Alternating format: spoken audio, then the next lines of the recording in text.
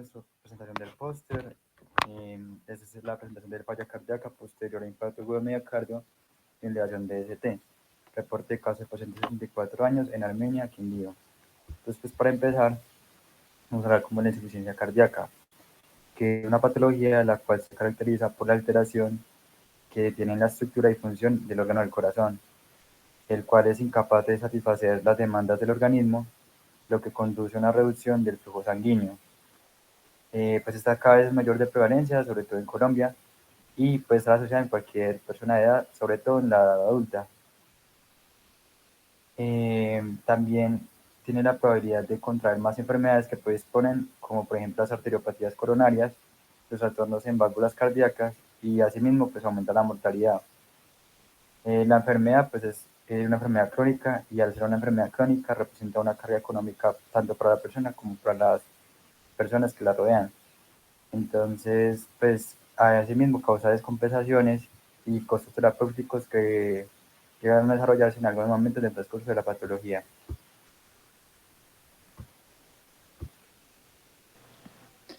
Bueno, entonces siguiendo con como la temática, pues tenemos que irnos hacia el punto teórico en el cual tenemos que entender dos de las entidades que se están presentando acá, que sería la falla cardíaca y el infarto agudo de miocardio. Desde el lado de la falla cardíaca, pues, o sea, no tenemos que verlas aisladas, sino como una relación, como ocurre en este reporte de caso.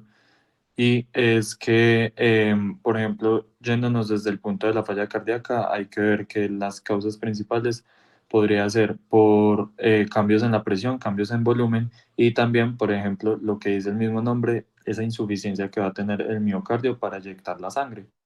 Entonces, por eso no podemos verlas como aisladas porque, por ejemplo, en el caso del mismo infarto, se da por la no oxigenación ni nutrición que va a tener el miocardio para eyectar esta misma sangre y puede ser consecuente de esto mismo. Entonces, por eso mismo tenemos que entender esto teóricamente, de que no es aislado, sino que ambas tienen una relación, ambas entidades.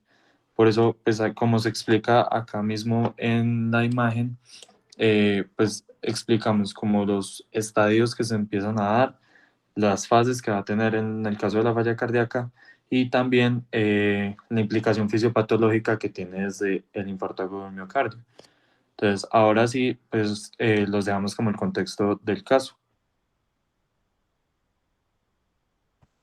Bueno, en cuanto a descripción del caso, como primera instancia se tiene pues un reporte de caso de paciente masculino de 74 años, de raza mestiza, pensionado, de religión cristiana y procedente del corregimiento de Chaparral, Limón, Tolima. Como antecedentes personales de gran relevancia se encontró que pues había sido exfumador de 7 cajetillas de cigarrillos por día durante 25 años, con un índice tabáquico calculado de 147 para un alto riesgo cardiovascular y riesgo de POC. Como patologías contribuyentes se tenía un hipotiroidismo clínico tratado y en metas, que fue diagnosticado en el 2007, hipertensión esencial tratada, adherente al plan de manejo y en metas.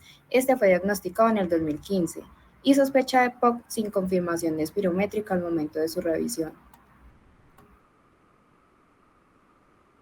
Bueno, ya como lo dijo mi compañera, teníamos un paciente masculino de 74 años quien consultó al Hospital San Juan de Dios el 28 de marzo del presente año por un cuadro clínico de 15 días de evolución caracterizado por dolor torácico opresivo, disnea opresiva, a la cual se decide cómo hacer un electrocardiograma, el cual relevó una inversión de la onda T en cara inferolateral y el ecocardiograma que reveló una cardiopatía mixta con una FEBI reducida.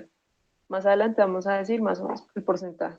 En el momento en que ingresa se encuentra en aparentes condiciones estables, un poco desaturado, pero el resto de los signos vitales estaban estables.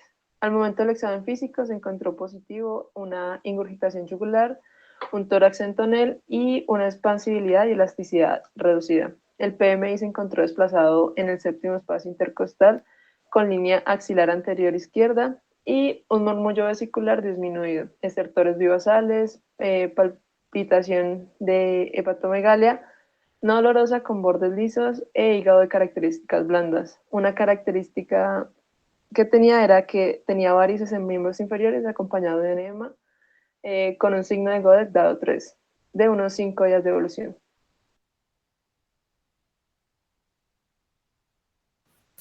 Bueno, respecto a su evolución, entonces tenemos principalmente que este paciente el 14 del 03/2022 iniciaron con los síntomas que era dolor torácico, opresivo, irradiado y pues con una intensidad de 7/10 en la escala análoga del dolor. Pues este no tenía ni exacerbantes ni pues atenuantes y se acompañaba por disnea progresiva. Ya el 28 del 03 encontramos que el ingreso al servicio de urgencias por los síntomas mencionados que se dijeron anteriormente. El 04 del 04 empezó a ser medicado debido por valores de creatinina sérica y tasa de filtración glomerular altas. Tenía una creatinina en 1.60 y una tasa de filtración glomerular en 46.42. Ya el 11 del 04 encontramos que le hicieron un preoperatorio de angioplastia stent con reporte de cateterismo de enfermedad coronaria severa de vaso principal, de rama descendente anterior.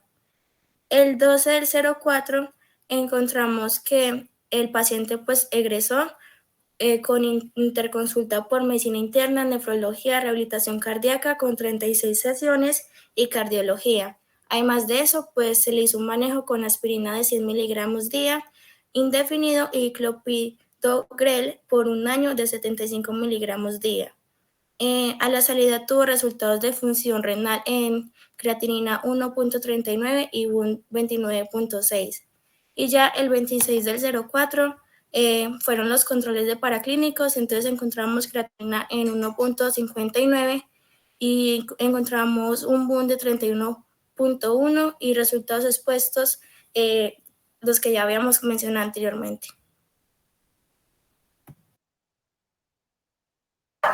Bueno, entonces como tratamiento inicial, tenemos que el paciente lleva como una terapéutica en su casa, entonces era un plan debido a su manejo de sus enfermedades crónicas, que era levotirosina de 100 miligramos una diaria, losartán de 50, atorvastatina tabletas de 40,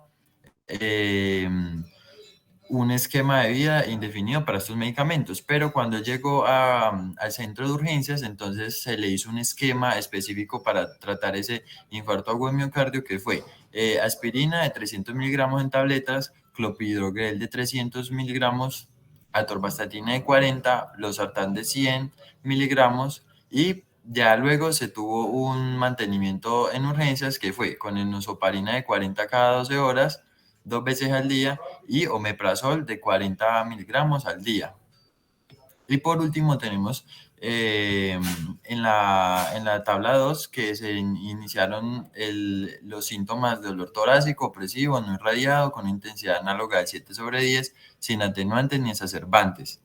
Luego ingresó por urgencias con los síntomas ya mencionados anteriormente y se le tomaron los paraclínicos indicados.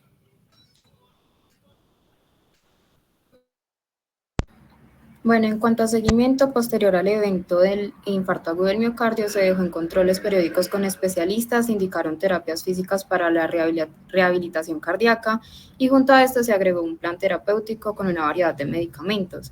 Entre estos, clopidogrel 75 miligramos, una durante un año, aspirina 100 miligramos, una por tiempo indefinido, esomeprazol 20 miligramos tableta, una al día, tamsulosina, clorhidrato 0.4 miligramos, una tableta al día y tomar en la noche.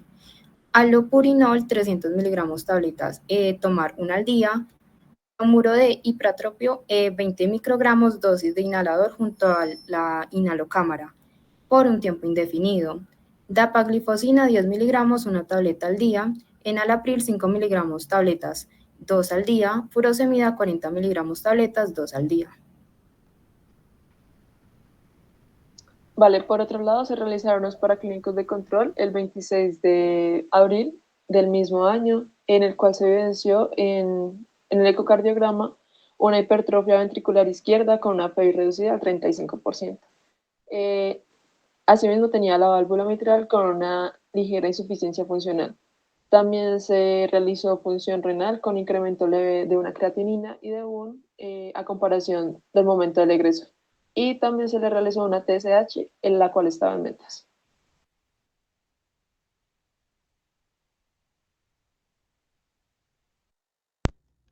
Bueno, entonces ya para la discusión, entonces tenemos que, pues bueno, el paciente presenta múltiples comorbilidades como lo es el EPOC y el antecedente de infarto, que en este caso en particular va a consumarse pues en lo que sería una falla cardíaca y pues como lo vimos en el estudio de Eman Chaban, pues un paciente que tenga también por ejemplo una arritmia como una fibrilación atrial, él puede ingresar en un estado protrombótico, lo cual pueda generar microinfartos. Entonces, esto es importante saberlo porque pues una patología puede ser eh, la principal causa de otra que se esté formando y que sea pues de difícil manejo, un manejo crónico, un manejo de alto costo, como mencionaban mis compañeros.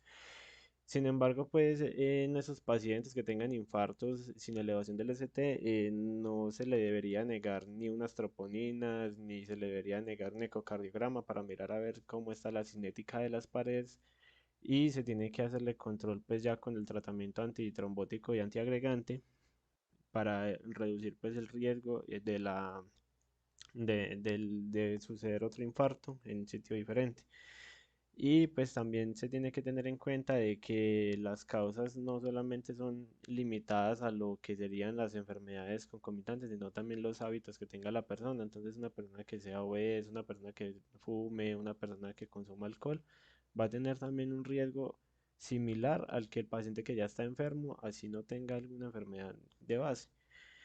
Y pues que se tiene que mirar que en Colombia pues es difícil el manejo de esos pacientes porque pues está por medio de las EPS que siempre tienden a retrasar un poquito lo que serían la entrega y la autorización de medicamentos y de consultas.